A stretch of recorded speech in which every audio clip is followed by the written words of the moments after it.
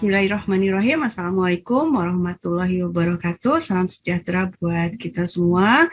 Selamat menunaikan ibadah bulan Ramadan buat kaum muslimin.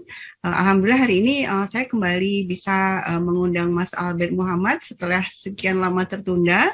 Di podcast kami sebelumnya kami sempat menjanjikan, oh ya nanti akan kita lanjutkan gitu ya. Tapi karena karena kesibukan masing-masing akhirnya tertunda terus. Baru hari ini kita bisa ketemu lagi. Apa kabar Mas Albert? Sehat-sehat keluarga? Alhamdulillah sehat Ibu. Ibu Dina bagaimana?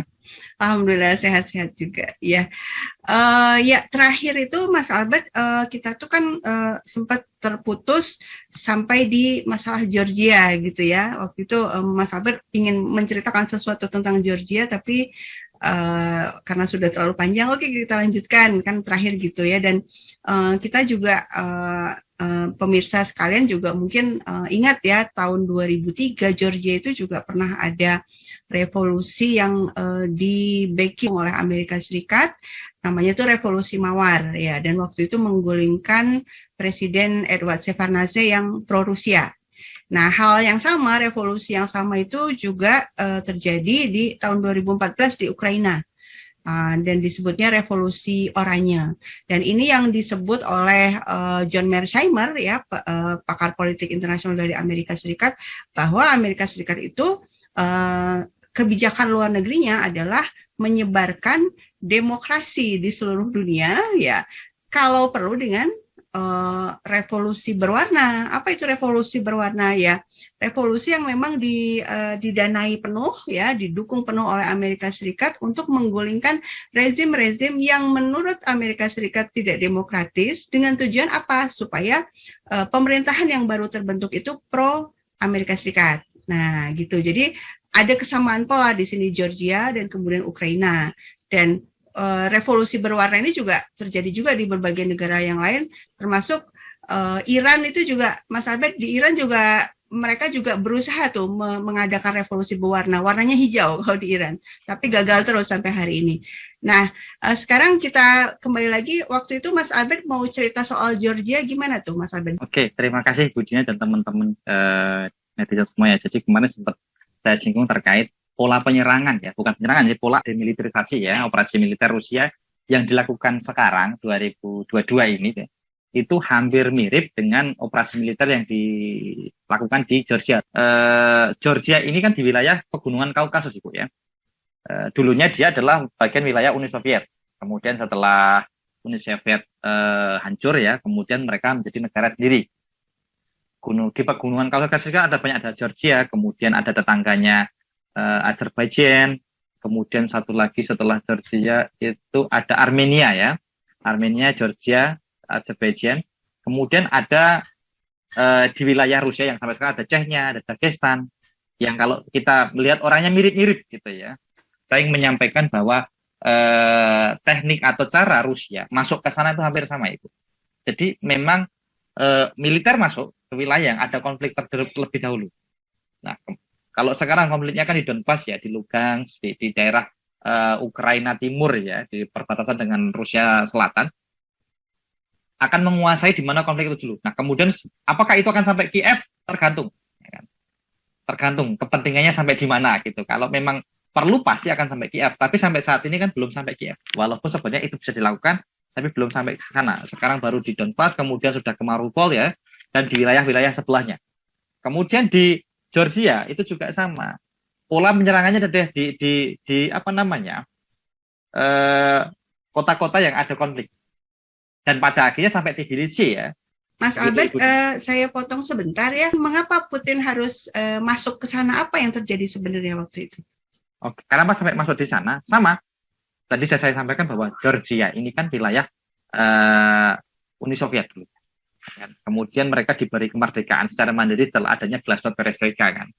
Kemudian dari oposisi ya, ada suara-suara dari Barat, Amerika ingin menggulingkan kekuasaan yang tentunya itu pro Rusia pada waktu dulu. Georgia atau dalam bahasa Rusia itu Gruzinski ya, Gruzi ya, itu menjadi bagian yang sangat tidak terpisahkan ya dari Rusia sebelumnya. Kemudian Barat mulai masuk ya. Kita tahu semuanya bahwa setelah adanya Perang Dunia Kedua berakhir, Perang Dunia, kemudian ada Perang Dingin gitu ya. Kemudian terjadi di Timur Tengah dan negara-negara Arab lain, sama kan, perang hegemoni ya. Kalau tadi sampaikan Bu Dina adalah demokrasi ya. Kalau saya punya tor demokrasi ala Amerika ya, bagaimanapun mereka akan menjatuhkan rezim fasis lah istilahnya mereka ya.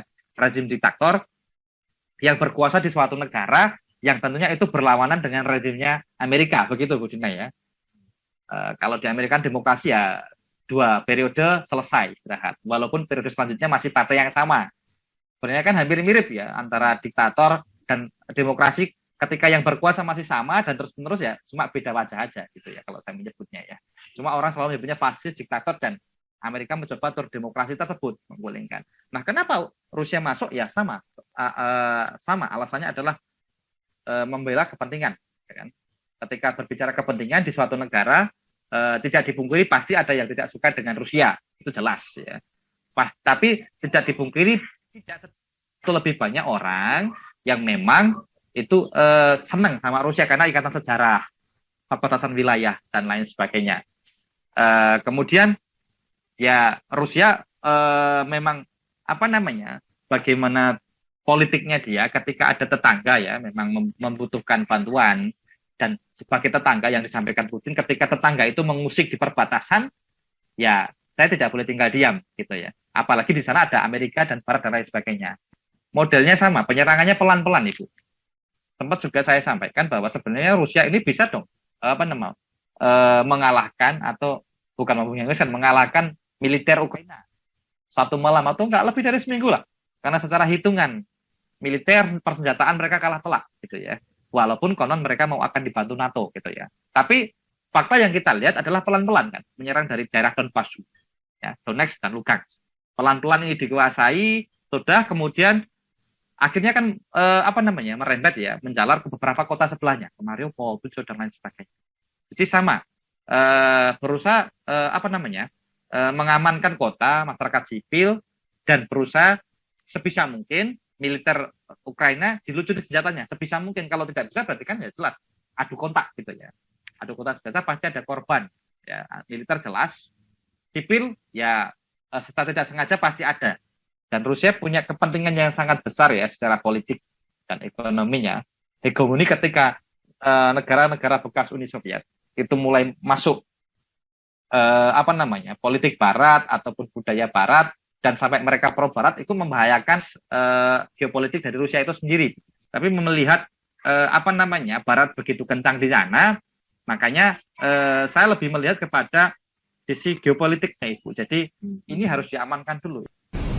Mikhail Saakashvili, an old friend of the United States and born and raised in Ukraine's neighboring country, Georgia, and he worked for a New York law firm which represented the organization Kamara, a group that appeared earlier when we learned about the color revolutions. We are dealing with democratic, bloodless revolution.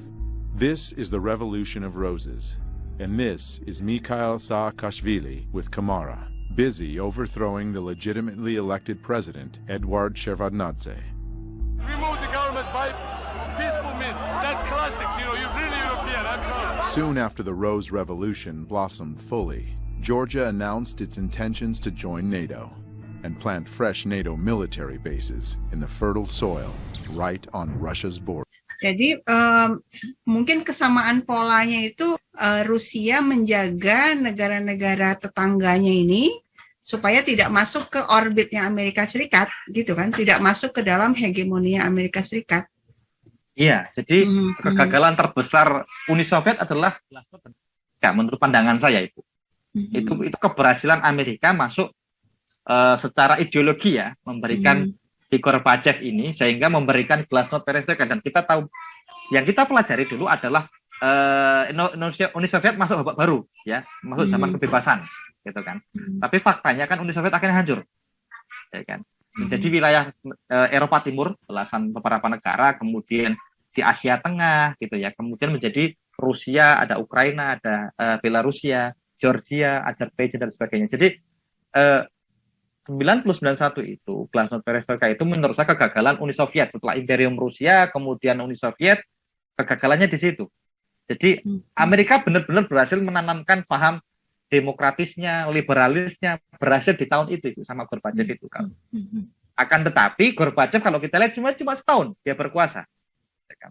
Karena apa? Setelah diberi kebebasan kan tidak dia berhasil, ya kan? Kolaps semuanya negara-negara bagian itu kan. Kecuali mungkin Eropa Timur ya, emang lebih dekat ke barat ya, satu secara geografi ya, kemudian secara sejarah orangnya mereka orang barat, ya kan. Tapi kalau kita lihat di daerah Kaukasus, Azerbaijan, Georgia, kemudian Armenia, kemudian di bawahnya ya di Asia Tengah sampai sekarang mereka tidak bisa lepas dari hubungan atau pengaruh dari Rusia. Sampai sekarang kalau kita lihat ekonomi di Rusia gitu ya, kenapa kok sampai masuk Georgia gitu ya, itu terkenal penghasil buah-buahan itu.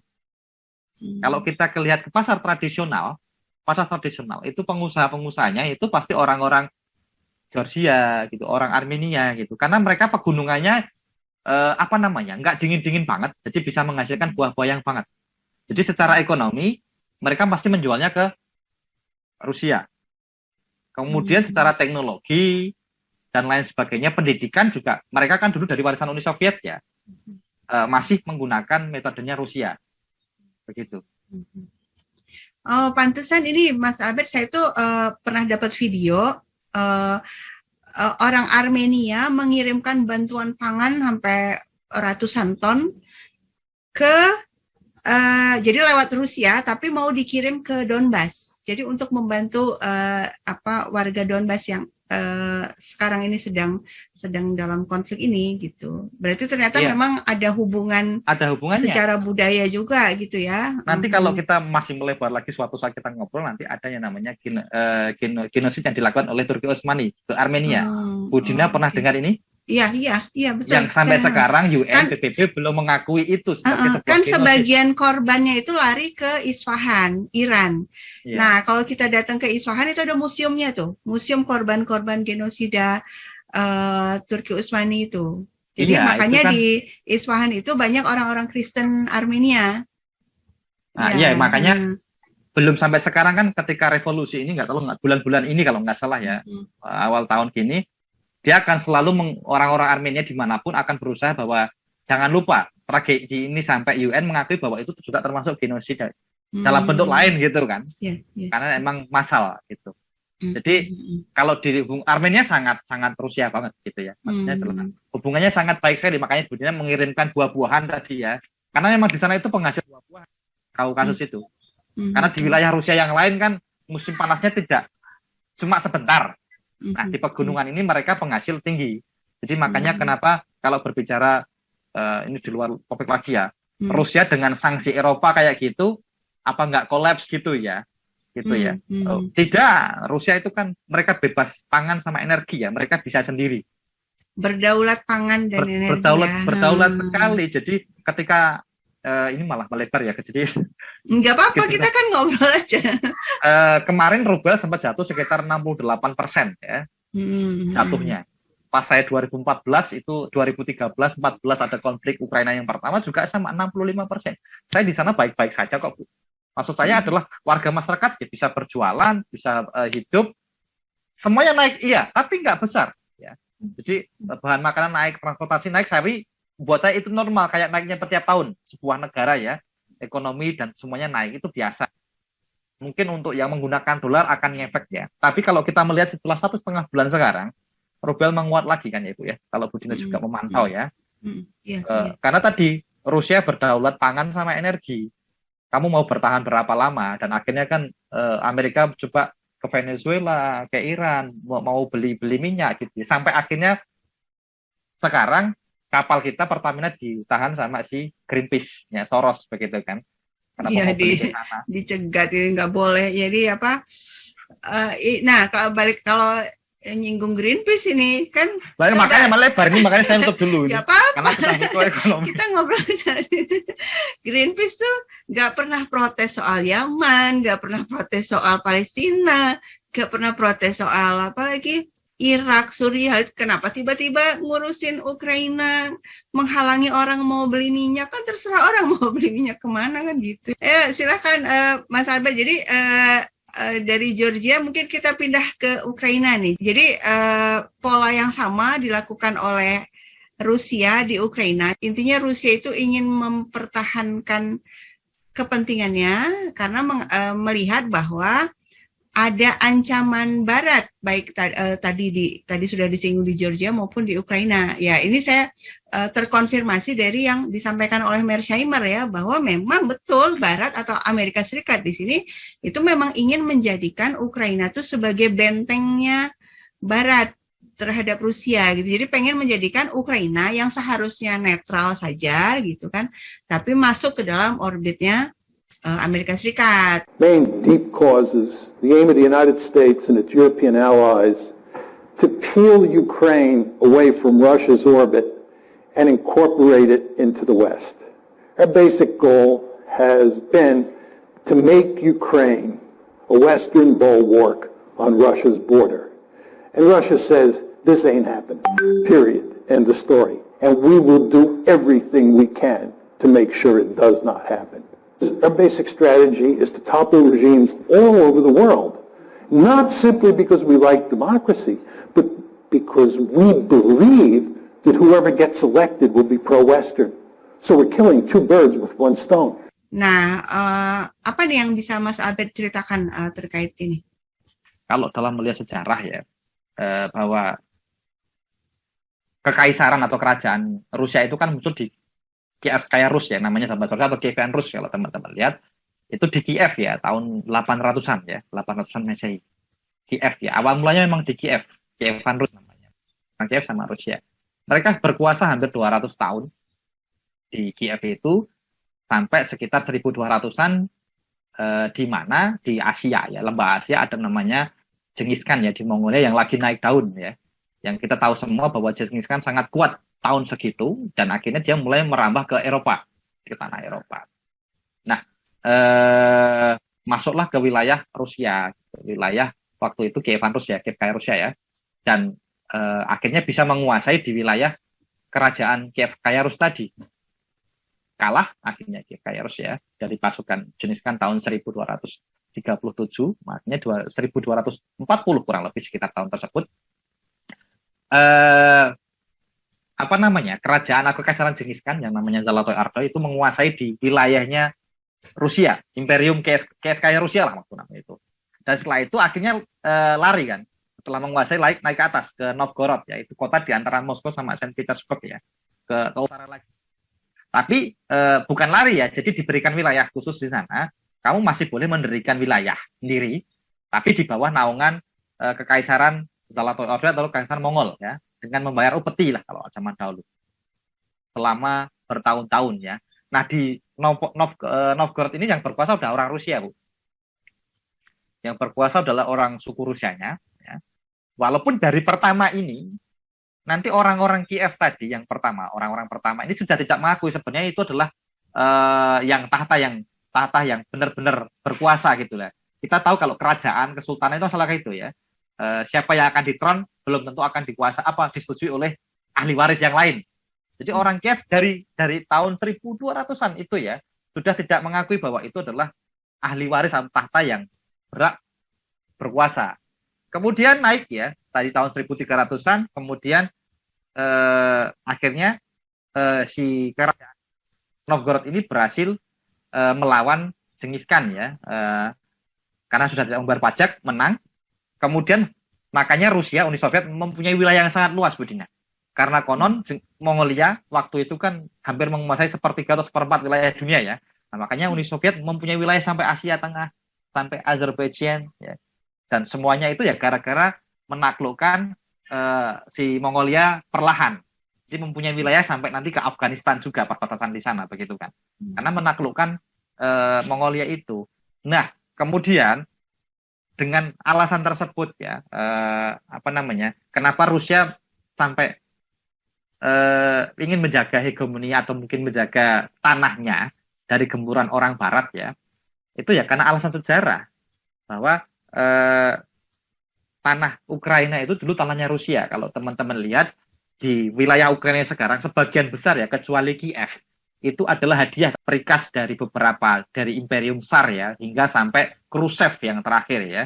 Itu salah satunya Khrushchev itu di Crimea, kemudian di Donbas itu kalau nggak salah Stalin dan lain sebagainya. Itu hadiah di wilayah semua Ukraina itu. Kemudian Amerika dan teman-temannya bermain apinya di tanah Rusia itu. Gitu ya. Dan lupa, mungkin kalau di mana? Di Suriah gitu kan Rusia masih pikir-pikir ya, seberapa mampu saya akan membantu Bashar Assad gitu kan. Ada batasan-batasan gitu ya.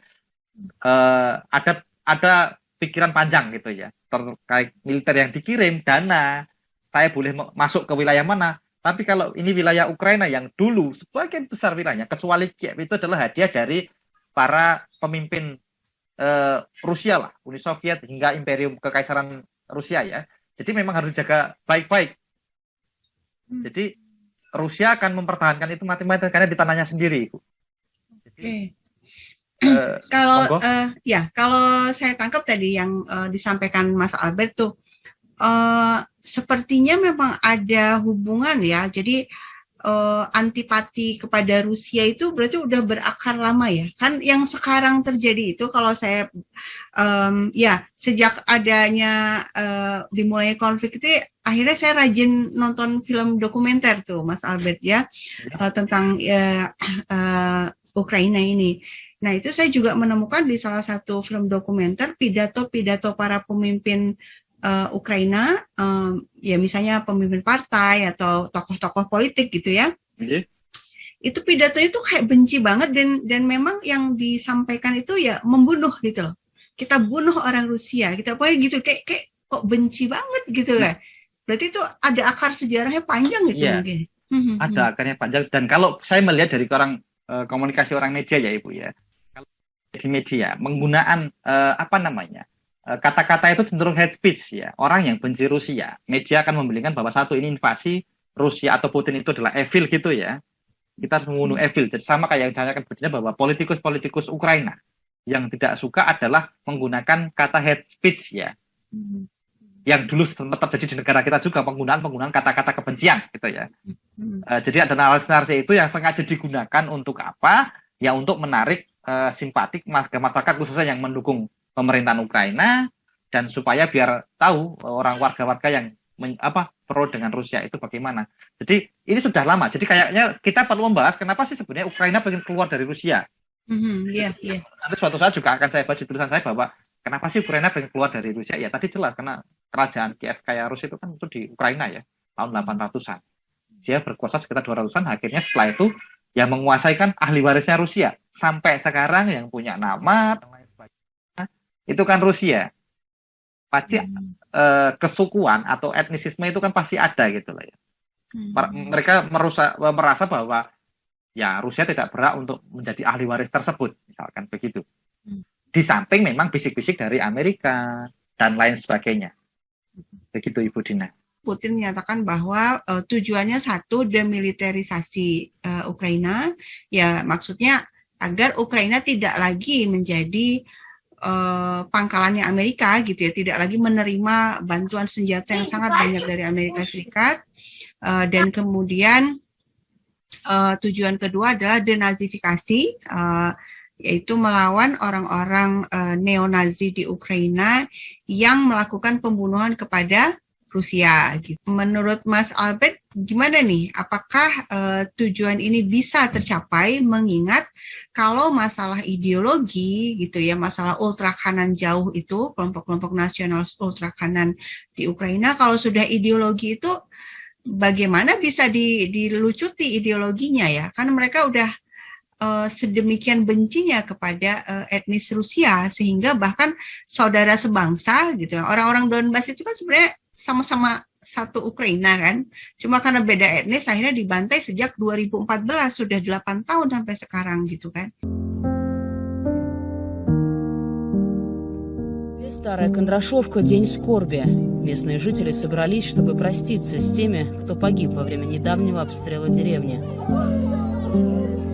Ивану, самому младшему из погибших, всего за день до смерти исполнилось 5 лет.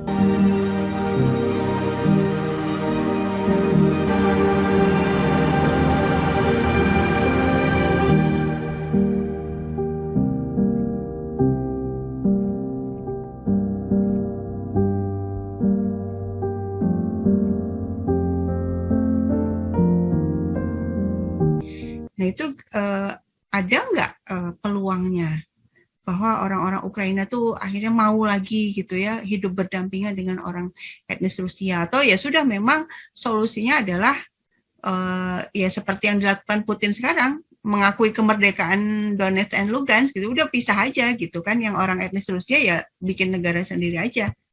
Menurut Mas Albert gimana? Oke, terima kasih Brina ya terkait ideologi ya. Pola operasi militer demilitarisasi Rusia adalah masuk ke wilayah Donbas ya, Lugansk dan Donetsk ya. Kemudian kenapa kok dari awal tidak dilakukan sama referendum kayak di Crimea misalkan begitu ya Bu ya. Masuk wilayah bagian dari Rusia. Tapi ide Putin lebih kepada saya akan membiarkan negara dua ini menjadi negara yang merdeka dulu. Begitu kan? Kemudian ketika mereka sudah menjadi negara merdeka, ya kan, otomatis sebuah negara tersebut karena memang secara sejarah budaya mereka dekat ke Rusia, pasti akan minta bantuan secara formal dan legal ya kepada Rusia ya. Kita sudah lihat beberapa videonya bahwa pemimpin Donetsk dan Lugansk juga datang ke Kremlin ya, meminta bantuan seperti itu. Berarti kan ketika sudah minta bantuan, berarti kan secara sah Rusia mengirim militer, begitu kan Ibu ya? Iya. Nah, kemudian tadi yang disampaikan, ideologi gitu ya, bahwa sebenarnya sudah 8 tahun dari 2014 sampai 2022 kurang lebih, itu nasionalis ya di Ukraina ya, yang sudah ideologi tadi disampaikan, menyerang warga Ukraina Timur ya, yang kebetulan etnisnya etnis Rusia, bahasanya bahasa Rusia gitu, diserang habis-habisan dan banyak korban tentunya sekitar 4.000-an dan Barat diam soal ini ya. 14.000 Mas Albert. Oh malah 14.000-an ya, saya kurang 14.000-an lebih banyak, 14.000-an ya, banyak sekali kan. Dan tidak ada media selama itu juga mengumumkan ya. Yang diumumkan adalah korban yang meninggal selama perang sebulan terakhir oleh pihak Rusia, misalkan gitu Bu ya. Nah, apakah masih bisa hidup berdampingan? Ya, ideologi dan kemudian faktor sejarah, suku dan lain sebagainya ini memang sangat susah ya. Kapan mereka bisa hidup berdampingan? Ketika sudah ada rezim yang baru, rezim yang bisa mengayomi di Ukraina dengan baik itu. Jadi tidak, oh kamu etnis Ukraina, jadi suku nomor 1 misalkan gitu ya. Kamu etnis Rusia, etnis paling bawah misalkan. Jadi tidak bisa seperti itu. Jadi harus ada rezim yang baru yang bisa, oh kalian adalah warga negara Ukraina, jadi mempunyai hak dan kewajiban yang sama. Nah, itu baru bisa. Tadi Mas Albert bicara soal perlu ada pemerintah yang memang mengayomi semua suku. Mungkin banyak yang nggak tahu ya. Jadi setelah Presiden Yanukovych terguling di tahun 2014 melalui revolusi berwarna itu, revolusi oranye itu, akhirnya kan yang naik jadi presiden itu Poroshenko. Ya, berikut ini saya akan perlihatkan sebuah video. Poroshenko itu berpidato dengan penuh kebencian kepada warganya sendiri yang etnis Rusia. Тому що у нас робота буде, у них немає.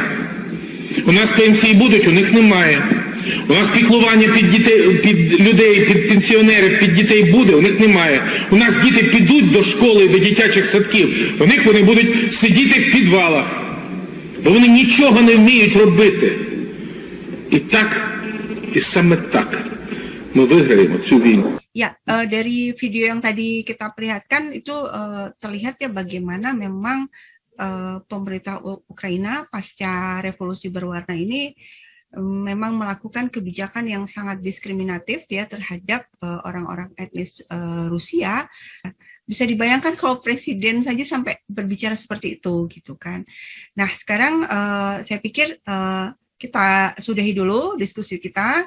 Nanti akan kita lanjutkan dengan membahas ini isu yang sedang banyak dibahas juga akhir-akhir ini terkait kejadian di kota Bucha. Ya, sampai di sini dulu. Terima kasih Mas Albert. Kita lanjut ke sesi berikutnya. Assalamualaikum.